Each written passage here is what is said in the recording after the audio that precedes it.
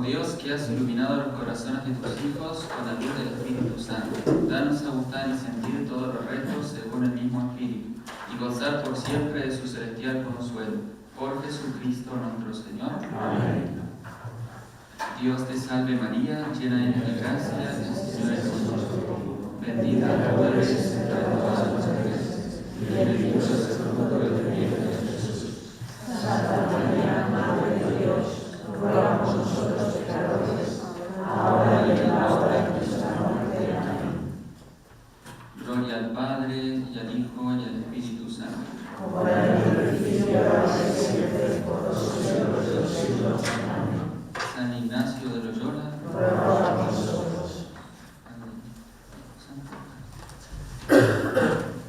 Vamos a hacer ahora una contemplación, o más bien les voy a proponer puntos para más de una contemplación. Como ahora, gracias a Dios, tenemos un rato de oración más bien largo, con el Santísimo expuesto, entonces vamos a dar algunos puntos para llenar esta tarde, ¿no? Esta tarde en la que estamos en la segunda semana, según el esquema de San Ignacio. Entonces, las contemplaciones que vamos a hacer ahora son acerca de la vida pública del Señor, ¿no?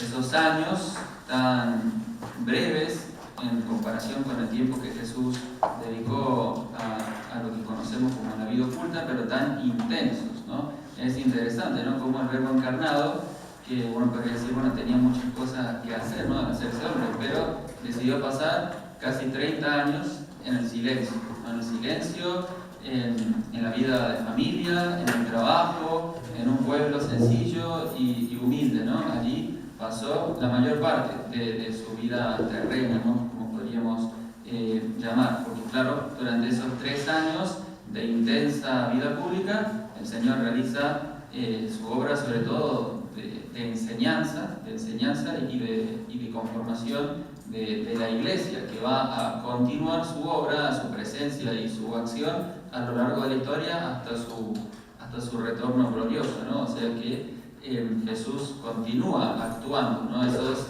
3 años fueron como el inicio de una obra que el Señor continúa realizando hasta nuestros días. Y como siempre, en esta segunda semana insistimos en esa petición que estamos haciendo, ¿no? Pedir al Señor la gracia de conocerlo íntimamente, ¿no? El conocimiento interno del Señor para más amarlo y mejor seguirlo, mejor servirlo, mejor imitarlo. Y seguimos con esa práctica que nos recomienda San Ignacio de aplicar los sentidos espirituales a Jesús, en definitiva a Jesús y a lo que Él va haciendo y diciendo también. Por eso ver a Jesús, mirarlo atentamente para no perdernos nada, no perdernos ningún detalle de todo lo que Él hace y de lo que Él es, ¿no? Y de su figura, su porte tan hermoso, ¿no? El más hermoso de los hijos de los hombres nos lo describe uno de los salmos, ¿no? Al Mesías, al Salvador. Y esa hermosura, que no es algo así meramente ni principalmente físico, sino una hermosura que es la hermosura de la santidad. O sea, uno ve personas que son bellas por cómo viven, o sea, por cómo viven, por la bondad que reflejan, por esa transparencia de Dios, ¿no? Que es la fuente de la belleza. Cuanto más el Verbo encarnado, ¿no? El Hijo de Dios hecho hombre. Entonces siempre ver a Jesús, mirarlo, es siempre motivo de gozo, de deleite, a veces también de compasión, ¿no? Cuando lo contemplemos en los misterios de su pasión, pero siempre nos es sumamente provechoso. Y también oír a Jesús, escuchar lo que tiene para decirnos, escucharlo para obedecerlo, para seguir sus palabras, para hacer nuestras sus intenciones que nos manifiestan, lo que Él nos va revelando, ¿no? Todo lo que el Señor nos dice es tan valioso. Y también mirar lo que hace para aprender de Él, ¿no? Por ejemplo, Jesús dijo: aprended de mí, que soy manso y humilde en el corazón, o de corazón. Y a continuación no dio una definición, no dijo, bueno, por humildad entiéndase, o por mansedumbre esto, ¿no? Y con estas propiedades y de esta manera, no. Él no definió no definió qué era la humildad y qué era la mansedumbre, pero nos enseñó con su vida en qué consiste y cómo ser mansos y cómo ser humildes. O sea, Él nos dijo, aprended de mí y hagan lo que yo hago, ¿no? Y eso es la mejor enseñanza, ¿no? También nos ayuda a nosotros a transmitir así la verdad y el contenido del Evangelio, ¿no? Sobre todo con la propia vida. Y entonces eso, mirar lo que hace, porque todas las acciones de Cristo son una enseñanza para nosotros. Todo lo que hace lo hace por alguna razón y para darnos una lección. Entonces podemos contemplar distintas escenas del Evangelio. Yo les dejo simplemente así algunos puntos o consideraciones siguiendo lo que nos indica San Ignacio, y luego cada uno en su oración personal decide si contemplar las 3 escenas que voy a proponer o solo una, ¿no? La que más le llene el corazón, la que más necesite, y bueno, se queda con ello. Primero, son estas 3, ¿no? Que elegí, o sea, el bautismo del Señor, que está al principio, al comienzo de su vida pública, las bodas de Caná, ese milagro, ese comienzo de sus signos allí en Caná de Galilea, y la transfiguración. Y estos 3 eventos, misterios de la vida de Cristo tienen en común que son epifanías o manifestaciones, no teofanías del Señor. Hay otra epifanía que es la que litúrgicamente celebramos el 6 de enero, ¿no? O el Día de los Reyes, como lo llamamos, pero esa manifestación pertenece a la infancia del Señor, ¿no? Y en cada manifestación de estas que nos trae el Evangelio, Jesús nos revela algo de su misterio. En la Epifanía, o el Día de los Reyes, como decimos, Jesús se manifiesta como la luz de las naciones, ¿no? La luz de las naciones, aquel que es Señor y Salvador de todos, no solo de Israel, sino de todas las naciones. Por eso estos 3 reyes, estos magos, son como representantes de todos los pueblos que van a creer en Cristo a lo largo de la historia. En el bautismo, en el Jordán, Jesús se manifiesta como el Hijo amado y el Cordero que quita el pecado del mundo. En la transfiguración, Jesús se manifiesta como el Hijo amado, el predilecto y aquel que nos enseña, ¿no? Por eso la voz del Padre nos dice escuchad, y como maestro, ¿no? Como maestro en quien se cumplen las profecías del Antiguo Testamento y se prefigura en su transfiguración la gloria futura a la que estamos llamados. Entonces, ahora sí, viendo a cada uno de estos misterios, primero acerca del bautismo, que es muy lindo cómo lo desarrolla San Ignacio, porque nos hace considerar 3 puntos, propone 3 puntos para meditar el bautismo del Señor. Dice de cómo Cristo se bautizó, escribe San Mateo en el capítulo 3, versículo 13 al 17. Y ahí dice, en 3 puntos, dice primero, luego lo desarrollamos, ahora simplemente los nombro, ¿no? Primero dice Cristo nuestro Señor, después de haberse despedido de su bendita madre, vino desde Nazaret al río Jordán, donde estaba San Juan. Segundo, San Juan bautizó a Cristo nuestro Señor y queriéndose excusar, reputándose indigno de bautizarlo, le dice Cristo, haz esto por el presente, porque así es necesario que cumplamos toda la justicia. Y tercero, vino el Espíritu Santo y la voz del Padre desde el cielo, afirmando, este es mi Hijo amado, del cual estoy muy satisfecho. Y entonces son estos 3 puntos para nuestra contemplación. Y es muy lindo ese primer detalle, ¿no? Jesús se despide de su bendita madre, ¿no? Esa escena para contemplarla. Qué lindo, ¿no? Porque es el Hijo de Dios, quiso tener una familia humana, pero también quiso en un momento desprenderse de ella, ¿no? Desprenderse, obviamente sin abandonar, sin renunciar a esos vínculos, pero sí separarse físicamente, ¿no? Es como tantas veces, todos seguramente hemos pasado por esto, sí, sin duda, porque ya todos tienen su vida hecha, su familia, y todos en algún momento hemos tenido que salir de la casa paterna, despedirnos y emprender un camino por nuestra cuenta, ¿no? Y sabemos lo que eso significa, las lágrimas que habrá costado, tal vez si no para nosotros, para nuestros seres queridos y luego para nosotros también. Y ¿no? Pensando en esa separación, ¿no? Pensando en Jesucristo que se despide de su madre, ¿no? ¿Cómo habrá sido esa escena? ¿Qué se habrán dicho? ¿Qué recomendaciones le habrá dado María? ¿Qué explicaciones le habrá dado Jesús de lo que iba a hacer? Ella sabía muy bien que un día iba a pasar esto, que eso que habían vivido en Nazaret no era para siempre, que un día el Señor iba a manifestarse, tenía que manifestarse porque era el Mesías, Salvador de todos. Ella sabía muy bien que siendo su hijo no se podía apropiar de él, no lo podía retener. Y entonces Jesús da ese paso, ¿no? Por el cual todos hemos pasado. Entonces, bueno, muy bien podemos empatizar, ¿no? con el corazón de Jesús, con el corazón de María, que quiso pasar también por eso, ¿no?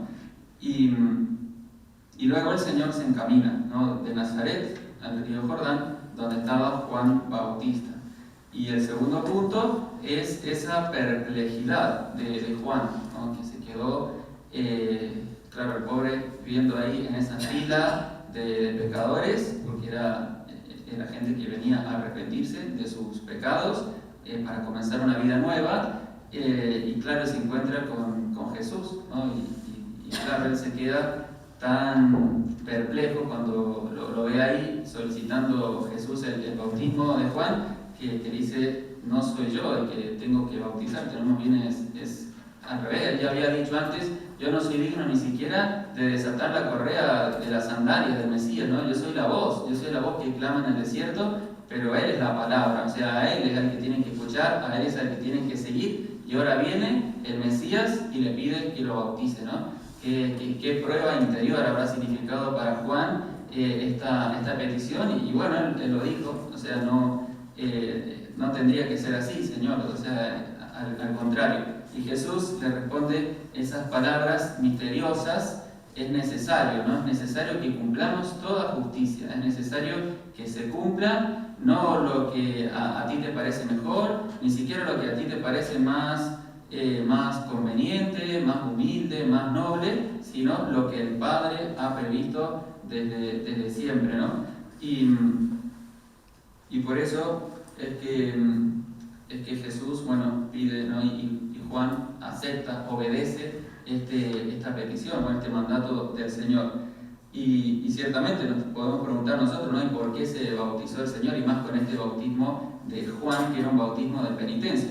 Y bueno, si todo lo que el Señor hace es para dejarnos una enseñanza, podemos sacar algunas lecciones, ¿no? Como algunos motivos de conveniencia, de los cuales también nos hablan los teólogos. Primero dicen, para que de esta manera Cristo fuera manifestado. O sea, Cristo quiso manifestarse así, ¿no? O sea, darse a conocer, aprovechando también la concurrencia, ¿no? que propiciaba el bautismo de Juan, que ya tenía discípulos, tenía mucha gente que se acercaba a él, que acudía a él. Entonces el Señor aprovecha esa oportunidad para manifestarse, para comenzar, para inaugurar su ministerio público.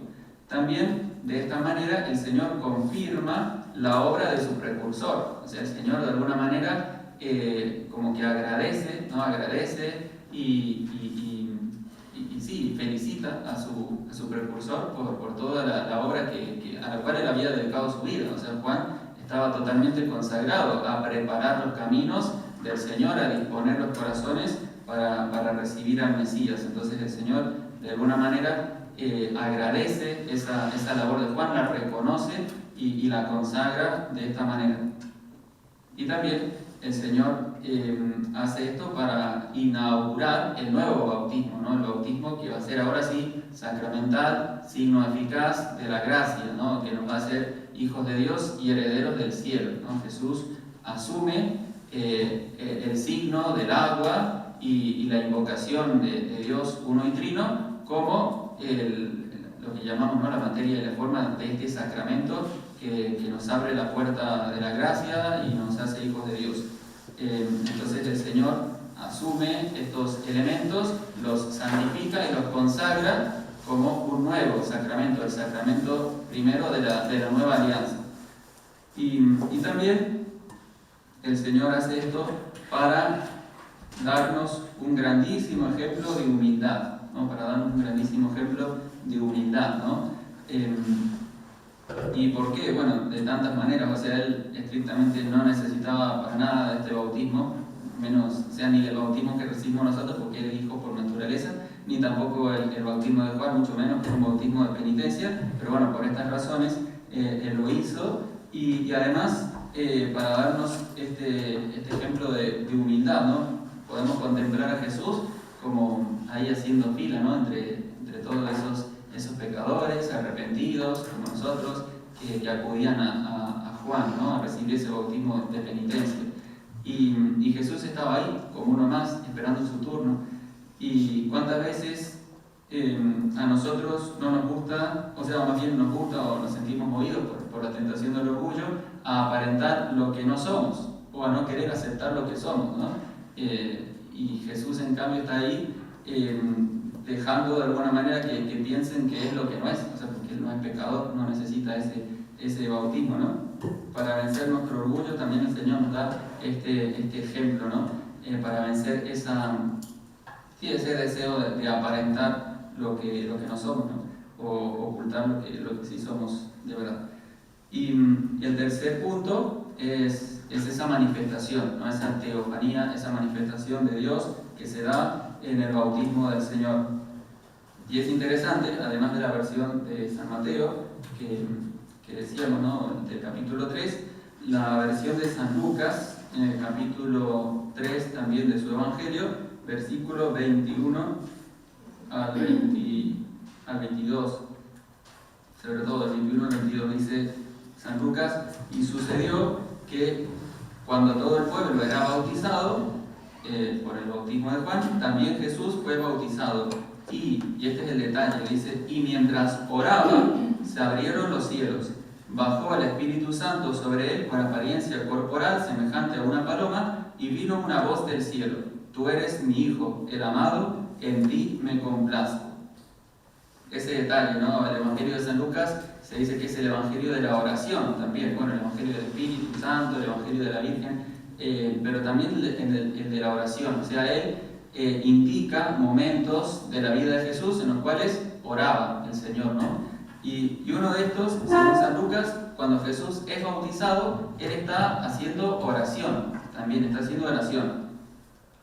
Y es interesante porque cuando nosotros rezamos, o sea, la oración cristiana, y cuando es una oración humilde, cuando unimos a la oración la humildad del corazón, sucede lo que sucedió en el bautismo, o sea, se abren los cielos porque a Dios le agrada esa oración, desciende el Espíritu Santo, o sea, el Espíritu Santo desciende sobre los que están vacíos de sí mismos y sobre los que lo invocan, ¿no? Los que lo invocan con fe, con confianza. Y se oye la voz del Padre, o sea, Dios nos habla de una manera misteriosa, pero real. Dios nos habla y se manifiesta quién es el Hijo de Dios, se manifiesta quién es el Hijo de Dios, y nosotros conocemos a Cristo, que es lo que estamos pidiendo, ¿no? Es el conocimiento interno, pero también se manifiesta en nuestras vidas nuestra condición de hijos de Dios, ¿no? Cuando oramos bien, con esta oración humilde. Entonces, bueno, eso respecto a esa primera escena que podemos contemplar del bautismo del Señor. Pero bueno, sobre todo centrarnos en las personas, en Jesús, en la Virgen, también en las virtudes y en la grandeza, ¿no? de Juan Bautista. Segundo, las bodas de Caná, ¿no? Otra escena que también podemos contemplar. El Evangelio nos dice en el capítulo segundo de Juan, ¿no? Del Evangelio según San Juan, capítulo segundo, al comienzo, ¿no? A partir del primer versículo, que habían unas bodas y fue invitada la Virgen y Jesús, y también fueron los discípulos del Señor, ¿no? Una boda, ¿no? Y luego, como la Virgen declara al Hijo la falta de vino, diciendo no tienen vino, y tercero, el milagro que realiza el Señor de convertir el agua en vino.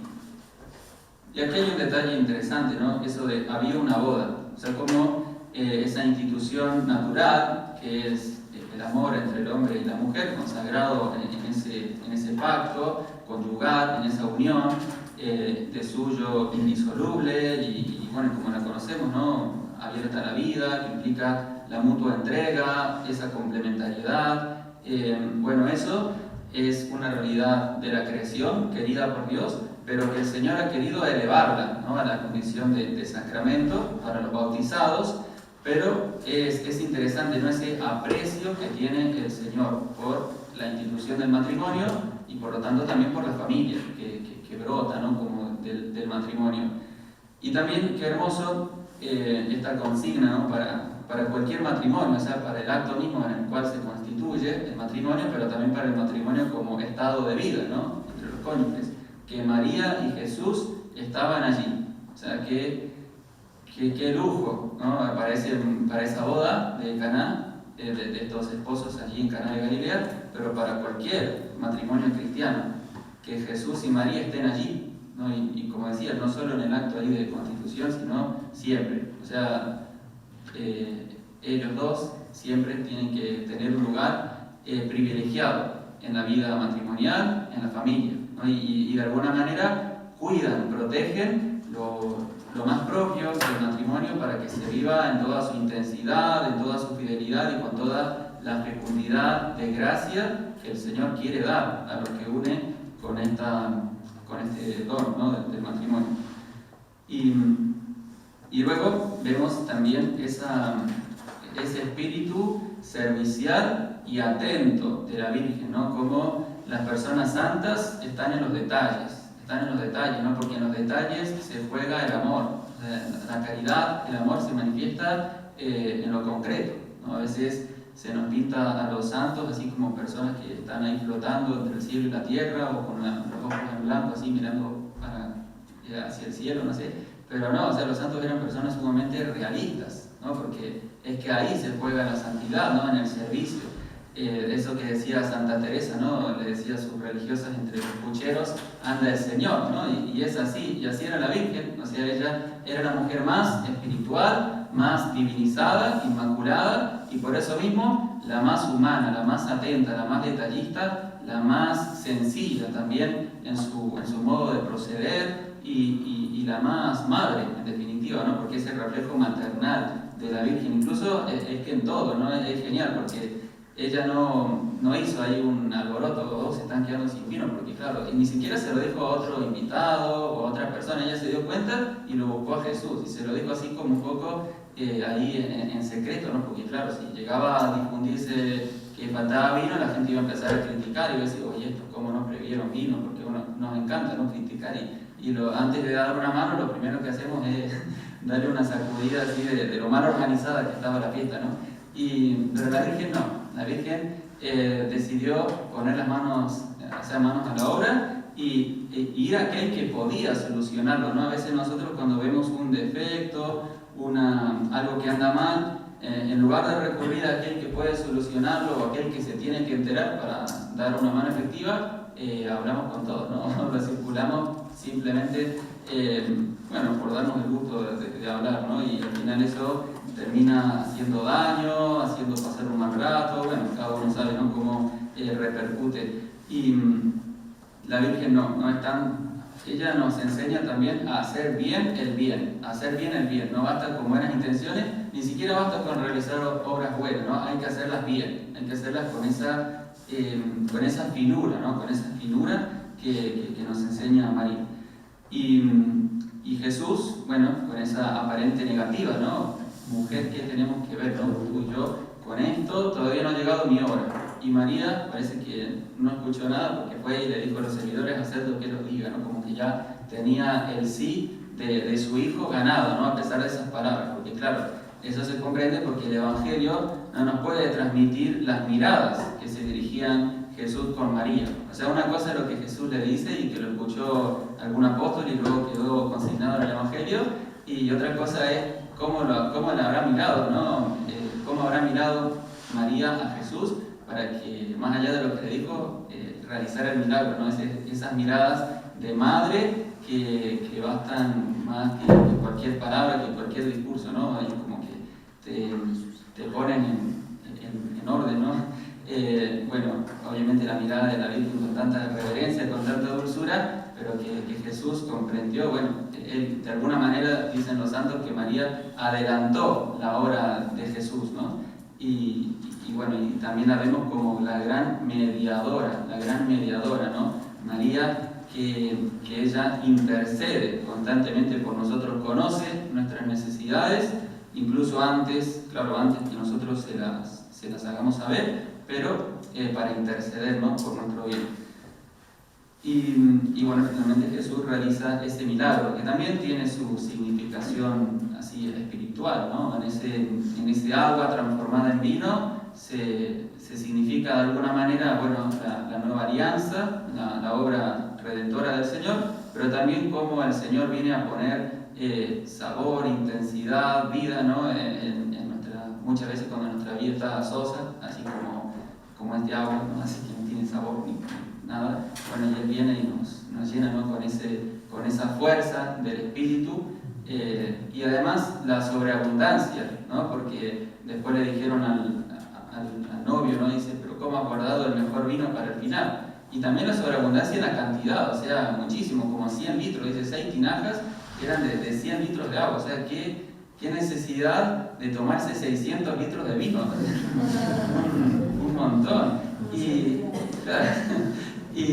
entonces, claro, pero es que así es Dios, o sea, el Señor nunca hace las cosas a medias, ni se conforma con un poquito, ¿no? Él cuando da a lo grande, ¿no? Y el mejor vino, 600 litros del mejor vino, o sea, no tienen vino, bueno, ahora van a tener vino para, hacer un montón, ¿no? Y bueno, así es la generosidad de Dios, y ese también es el fruto de la intercesión de María, ¿no? Y entonces, bueno, eso también lo podemos ir ahí contemplando, ¿no? Y la última escena, ya más breve, pero también está llena de significados y de misterios, es la transfiguración del Señor, ¿no? La transfiguración de Jesús, que bueno, también tenemos distintos paralelos, ¿no? En el Evangelio, pero que, bueno, podemos guiarnos por la versión de San Mateo en el capítulo 17. Capítulo 17, versículos 1 al 19. Y aquí un detalle es cómo Jesús toma a algunos de sus discípulos, ¿no? Esto también es interesante, ¿no? El Señor no subió con los 12 apóstoles ni con todo el grupo grande de los discípulos a ese monte, sino que eligió a algunos, ¿no? Algunos que eran como un grupo predilecto del Señor, ¿no? Estos 3 grandes apóstoles, San Pedro, San Juan y Santiago, ¿no? Santiago, patrono de España, ¿no? Se dice que, eso dicen los españoles, ¿no? Que Jesús tenía 3 amigos y a cada uno le dio lo que más quería, ¿no? A Juan le dio a su madre, a Pedro le dio a la iglesia y a Santiago le dio a España. Es un detalle. Y bueno, lo cierto es que Jesús tenía sus predilecciones, ¿no? Y esto tal vez a los demás discípulos, no sé si les molestaría, tal vez les extrañaría, dirían, bueno, ¿por qué se va con esto y nos deja a nosotros, ¿no? O sea, ¿por qué estos 3 si tampoco son mucho mejores que nosotros? O sea, Pedro tiene cada salida, Juan el otro día quería hacer bajar fuego sobre una aldea ahí que no nos había recibido bien, bueno, y Santiago igual, porque eran hermanos, ¿no? Pero bueno, Jesús los elegía a ellos, o sea, los elegía a ellos porque, claro, los estaba preparando para una misión muy grande. Pedro iba a ser su representante en la tierra, iba a estar al frente de los apóstoles. Juan, bueno, le iba a confiar a su madre, pero también era aquel que reposaría sobre el corazón de Cristo, ¿no? Y que tendría como una percepción más profunda de los misterios del Señor. Y Santiago iba a ser el primero en dar la vida por él, ¿no? El primero en dar, de entre los apóstoles, el primero en dar el testimonio supremo del amor al Señor. Y bueno, en previsión a eso, Él los elige y los favorece especialmente, ¿no? Y nos enseña también a nosotros a no inquietarnos, ¿no? Por lo que Dios hace con los demás, ni con lo que Dios hace con nosotros, ¿no? Si Él nos concede ciertas gracias que yo veo que a otros no, o si yo veo que otros son favorecidos, son preferidos y tal, bueno, todo queda en las manos de Dios y a nadie le va a faltar lo necesario y lo suficiente para ser santo. Eso también, o sea, cada uno va a recibir lo que realmente necesita para agradar a Dios, para darlo todo, ¿no? en su servicio. Y bueno, y finalmente el Señor se manifiesta a estos apóstoles allí en la cima de un monte elevado, ¿no? En un monte elevado. Y aquí también San Lucas tiene lo suyo, ¿no? Que también dice que Jesús estaba en oración, ¿no? O sea, que fue una subida a orar, no un encuentro, o sea, no subieron a hacer alpinismo, ¿no? Fueron a orar, o sea, a estar un rato así en oración retirado con el Padre Jesús, y quería que esos 3 apóstoles fueran testigos de eso, ¿no? Quería de esta manera también confirmarlos en la fe para lo que venía después, un poco lo que decíamos, ¿no? De la consolación y la desolación. Ahora vivieron un momento de intensa consolación, porque bueno, vieron al Señor glorioso, transfigurado, acompañado de Elías y de Moisés, ¿no? Y era como estar en el cielo, y se querían quedar ahí. Pedro dice, hagamos 3 carpas y quedémonos aquí, ¿verdad? Pero eso no era para siempre, o sea, eso era como una muestra, ¿no? Como un botón de muestra de lo que es el cielo, pero después tenían que bajar otra vez del monte y ponerse a servir a la gente, y del monte de la transfiguración al monte Calvario, ¿no? Dentro de poco iba a suceder, ¿no? A tener suceso la pasión. Y entonces, claro, eso, ¿no? De la consolación y de la desolación, como cuando estamos más consolados tenemos que prepararnos para lo que viene después, ¿no? A juntar armas, fuerza espiritual, para luego afrontar la oscuridad, la noche, la prueba, la cruz, en definitiva. Y como el Señor quiere que tengamos esas experiencias, pero también quiere que luego bajemos del monte. Y también que lo sigamos a Él solo, ¿no? Esta escena, después de esa transfiguración gloriosa, después que aparecen Elías y Moisés para confirmar la obra de Jesús y para mostrar esa unidad que existe entre el Antiguo y el Nuevo Testamento, dice que los discípulos finalmente vieron a Jesús solo. Dice a Jesús solo, ¿no? Que se acercó, los tocó, les animó, porque estaban como totalmente apabullados, ¿no? por esa majestad, pero al final lo vieron solo. Y así es como lo tuvieron que seguir, ¿no? Solo mirándolo a Él, poniendo en Él los ojos, la mirada del corazón. Entonces, bueno, todas estas contemplaciones, ustedes eligen en cuál detenerse, o si quieren las 3, una atrás de la otra, o como sea, en el orden que prefieran. Pero bueno, que nos sirva a todos para crecer en lo que estamos pidiendo, ¿no? En ese conocimiento íntimo del Señor, para más amarlo y mejor seguirlo. Gloria al Padre, gloria al Hijo, gloria al Espíritu Santo.